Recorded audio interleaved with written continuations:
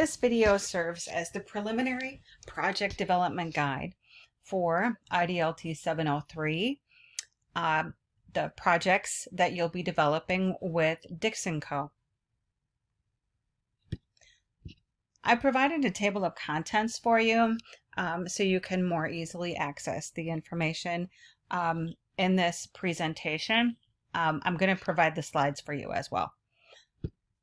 So you should have watched the client video so you understand who Dixon Co. is and what they're looking for. And this is going to identify, provide a little bit of a rationale for why we're working with Dixon Co.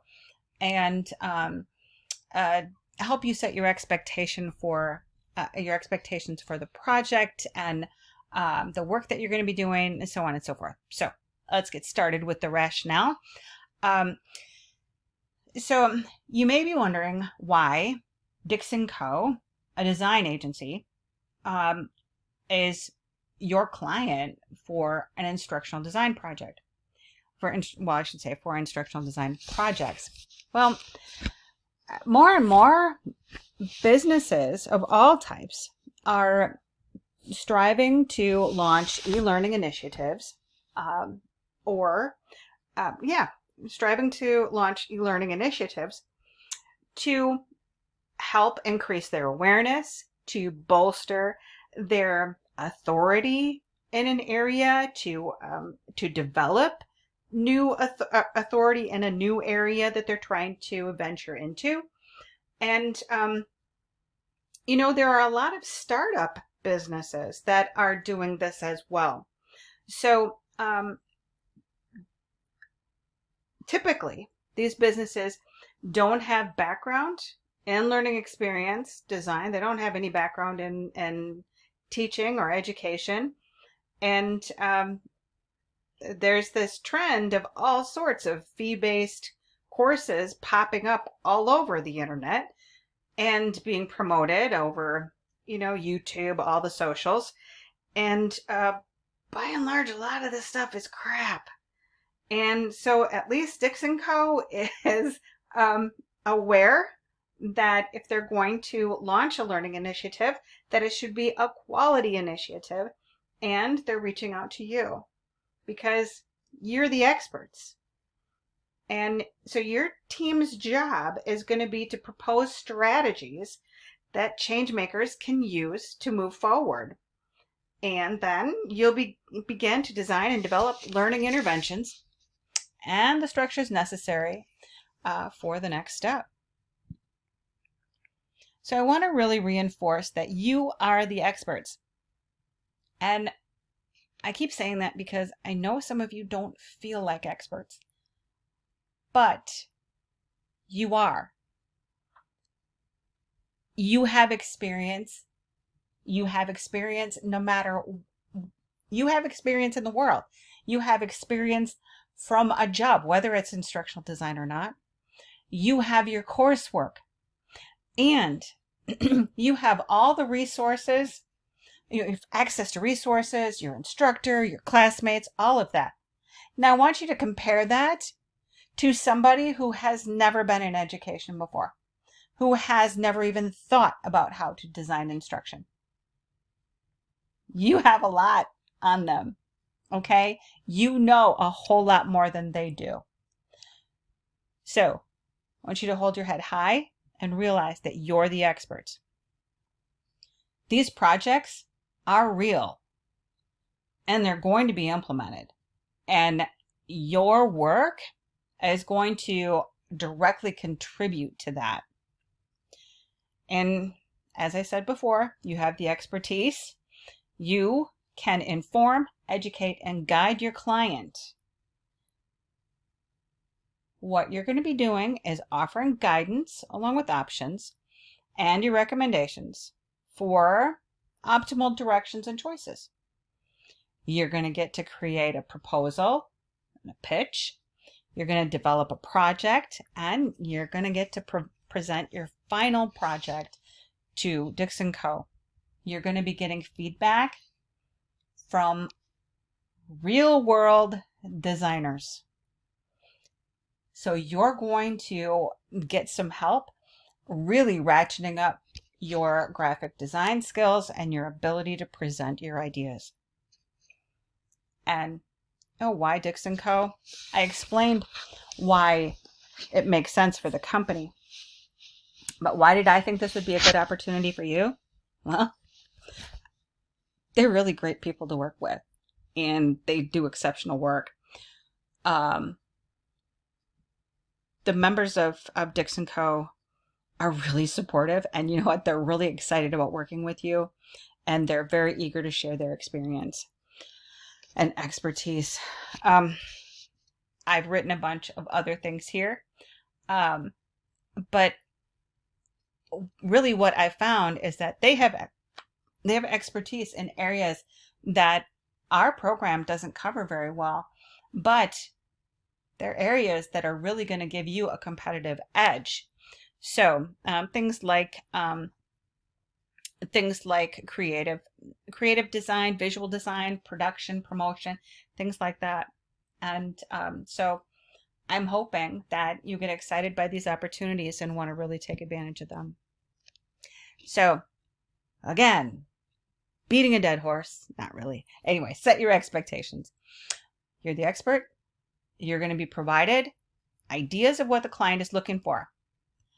This will not be clearly defined or specific. There are going to be major deadlines that you need to meet. Those will be specific. But your client doesn't know what they're doing. They have some thoughts and ideas on what they might like to see happen, but they don't know what a good learning initiative would look like. So it's your job to take their loosely described vision, their huge list of aspirations, all of their ideas and thoughts, and then figure out what's needed to accomplish their vision and goals. And that's going to mean prioritizing their goals and their vision. What's most important? What's most feasible? You'll be proposing options and solutions in your pitch. And then turning it over to them to see what they like and steering them into making decisions that you think would allow the development of high quality learning experiences. Now, the learning activities that you're going to be involved with here really result from your engagement with authentic practice. I want you to really focus on your work, the process of your work, the iterations, meaning making revisions, learning from feedback, and things like that. It is not your job to focus on your grade. Your grade does not matter. Your learning matters. What you actually do, whether it turns out amazing or not, what you do, the effort you put in, the amount of learning that you engage in to reach your goal, that's what matters. So I want you to stop thinking about how many points did I get on this, how many points were taken off for that. It doesn't matter. Do your best. Be excited. Focus on your work. Focus on delivering amazing results for your client. There's no need to worry about a grade. I need to also say this will not be a tidy linear process. As I said, with pre-identified assignments, all kinds of assignment points, specifics on what you should be writing or how many pages. If you're asking how many pages your proposal should be, you're way off track. Instead, your team is in charge of creating your list of tasks that need to be done, for identifying benchmarks and sub deadlines underneath major deadlines, setting up your workflow structure so that you can reach your deadlines in a way that works best for your team. And you and your team are also responsible for reaching out for support when you need it. No one's going to be chasing you around this semester or this summer, telling you that you need to read this or you need to learn that, or, As you come across problems, as you come across obstacles or something you don't know, that's when you reach out and you ask for what you need. Ask for guidance, assistance. Hey, help me figure out this. Just-in-time learning. We're not going to front load the content just in case you need it. We're focusing on just-in-time learning. You will be using what you've learned, and as I said, learning much more throughout the process, because in order to figure out what you need to do for these projects, you're going to have to do some learning. You will be applying your expertise, leveraging your resources, creating solutions, providing ideas and options. And then you're going to have a lot of artifacts that you can use in your portfolio to demonstrate that you've done these. You're striving to guide your client toward better defining what they want and then offering what you and your team believes are the best routes to get there. The work your team does will generate numerous artifacts, as I said, for your portfolio, and that is absolutely invaluable. One of the things that I had to learn and get patient with when I started working with Dixon Co. last fall, everything is iterative, it's collaborative, and it can involve revision after revision after revision. That's hard, especially when you've got a deadline, you've got limited amount of time, and you've got a bunch of other things to do, but yet you have to wait for one more revision. That's the nature of the game. And it really is. In instructional design, we're in the middle of the production process. So we're always getting feedback from those above and those before us in the production line and those after us in the production line. So just be prepared that a lot of your ideas are going to be tweaked, revised, completely rejected by the client on the first round, the second round, whatever. That's normal. That is absolutely normal.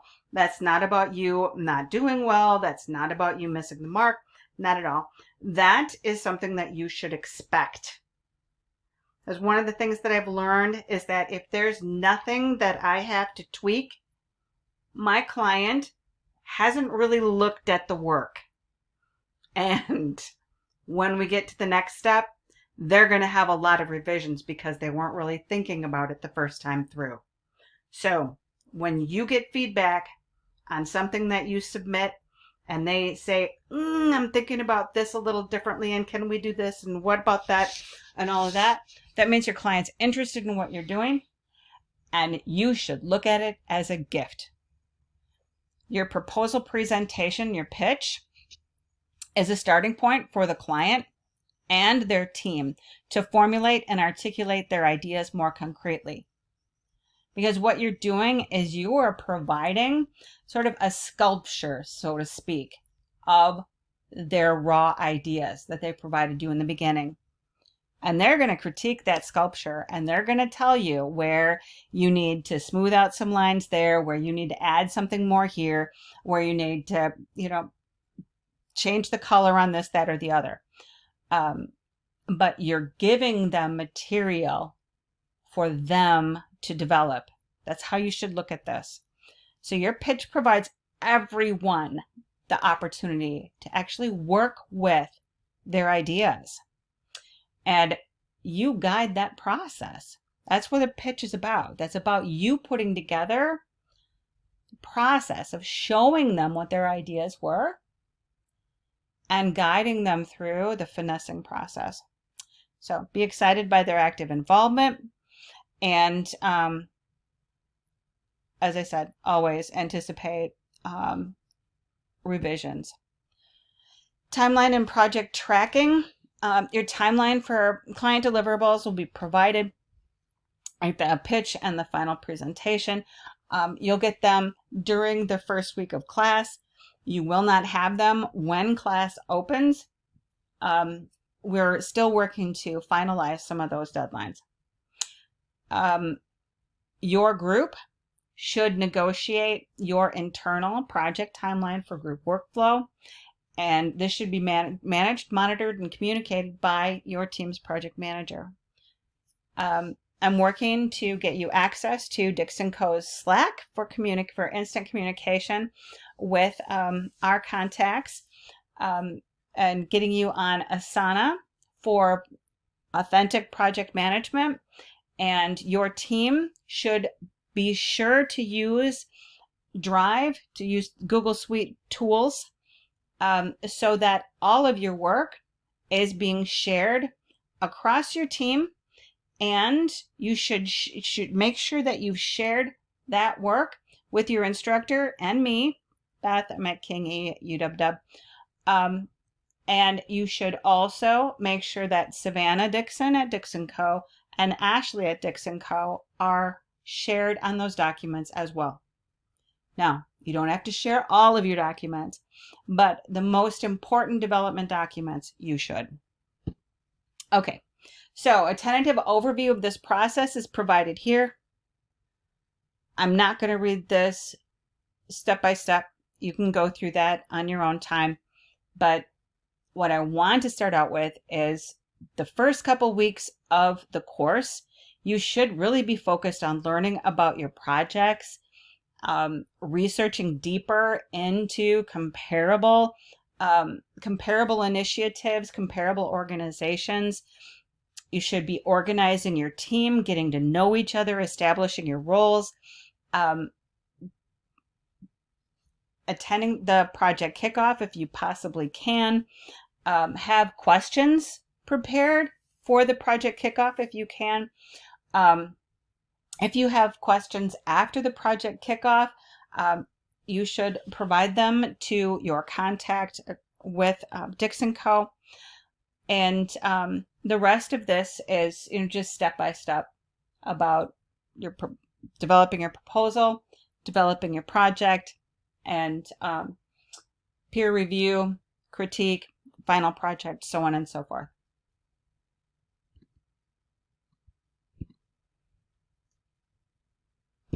Okay, so I want to note here that there's also an opportunity for whole class participation and some of the research activities. So there are two different groups. You're not competing.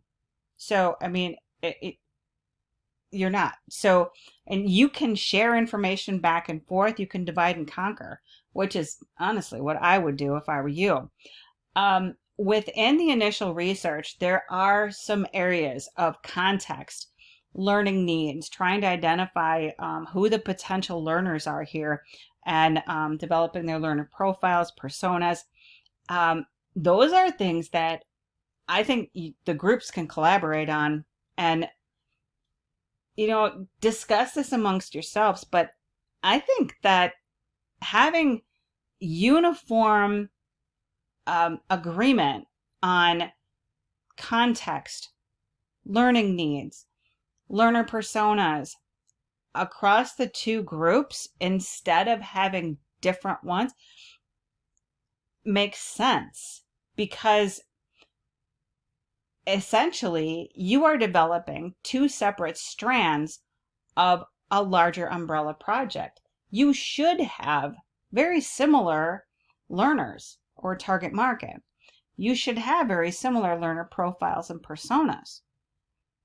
I think it'd be very confusing if you had different ones. But I want you to just, discuss that amongst your groups and, see if you want to divide and conquer and, then negotiate it and see how you can do it. Okay. Peer review, as I said, there'll be peer reviews. I've included some notes in here about giving constructive peer review. There's no sense in participating in peer review if you're just going to go through it and worry more about whether the person is going to be upset with you for saying something honest that needs to be revised. If that's how you're going to approach a critique, you're doing it wrong.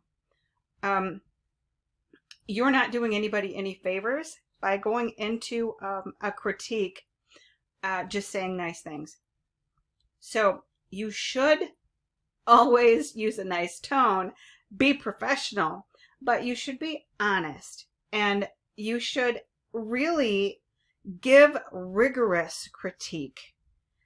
Really go through their work and analyze what they're saying. Try to notice what they've not said, what they've not addressed. Is there anything in there that's just not striking you the wrong or the right way? Just be honest with them. It's extremely important. And I mean, these projects not only reflect your team, but they reflect the entire class. So sharing critiques back between the two different projects is going to help everybody. And that's really what we want. Okay, so I also want you to set your expectations for your instructor's role. So your instructor, Matt, he had your whole class all laid out. And then I came to him and said, hey, guess what? I have a chance for these students to work with Dixon Co. And I explained what kinds of opportunities were available. And this came together during finals week. No, during the last week of classes. Started to come together then. And it's being finalized tomorrow on the 22nd of May, the day that classes start. In the real world, opportunities come up and you got to move on them quickly. Otherwise, they pass. So, Matt is being very courageous and has said, yes, let's go ahead and do this. And so I'm working very hard to get this all structured and have this together. So if you're feeling confused and you don't know what's going on and all of that, it's not Matt's fault. It's mine. And it's also a part of your expectations. So, number one, you need to stop thinking about this as a course that you have an instructor who's teaching you a bunch of content, who's telling you what you need to learn, who's giving you points on assignments that you turn in, telling you when you need to turn those in. It's going to be different. So, your instructor is going to be a facilitator. He's going to help you with accountability. He's going to be structuring documents, information about the projects, and helping you submit group and individual progress reports by giving you some deadlines. He can serve as a contact point for Dixon. He can assist with functioning of your teams, help you resolve problems. He is definitely an excellent resource for expertise and resources, or it's a resource for expertise and resources. Yeah. So what you need to realize, though, is that there is not going to be content provided for you just in case you might need it. When you need to learn something, if you don't know how to find the information or find the content that you need to learn, reach out to your instructor. So that learning will be provided if and when you ask for it. If you need or desire additional feedback on your project or ideas that you're developing at any stage of the project. That's when you reach out and you say, hey, wondering if we can bounce some ideas off you. Okay? So the onus is on you. So, clarifications here. Your instructor will not tell you what to do or make your decisions. Your instructor will listen and help you make your decisions if you request that assistance. Your instructor will not teach you general content or not teach general content to the whole class unless there's a specific need. So if your instructor notices that both groups are having some issues with a specific topic, and it's shared across both groups, jump in, provide a short video, or type up some content that can be shared, but there will not be front loading of content. But your instructor will work with you and your group to listen, to learn what you need in order to accomplish your task if you request assistance. So again,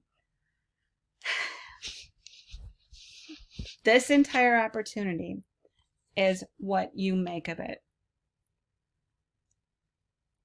It's all about how much you want to do, how much you want to learn, and what you personally want to get out of this experience. So now, the next steps. So, reminder, your deliverables are to develop and launch the organization's support and professional development initiatives. So, an e-learning initiative and content initiatives. So, in the other video, I showed you the entire barrage of aspirations. I mean, there's just an all-you-can-eat buffet of aspirations. Okay, but I'm going to give you some hints here. Let's start where it makes the most sense. So, you should be looking at what assets Dixon Co. has that you can leverage. So, I want you to review materials about the company and the initiative, right? And then begin identifying and prioritizing where the organization's aspirations and Dixon Co. expertise overlap. So, as an outsider, analyzing Dixon Co., want you to think about what you see as their assets or what they're good at, what they do well, what are they known for, what expertise do they already have that directly connects with their aspirations. So, some examples. So if you're thinking about needs that people who would be participating in the Changemakers organizations might have, could be things like branding, creating promotional videos, marketing, personal branding. So how could these assets or these areas of expertise support people who are within their target market? 2, study the resources provided on Changemakers, watch the speeches from the launch event, and come up with a description of what you think the organization is about, what you think is most beneficial about the organization, what's most important about it. What do you think it's really supposed to be doing, and who's their audience? So compare this to the organization's aspirations and see where there's agreement. Rank those. 3, research comparable organizations for information on who else is doing what. Analyze the landscape. Where do you see gaps in what's being offered by the other organizations? And maybe the availability of Dixon Co.'s in-house assets that could be leveraged. You'll be provided with a spreadsheet of a lot of comparable organizations. So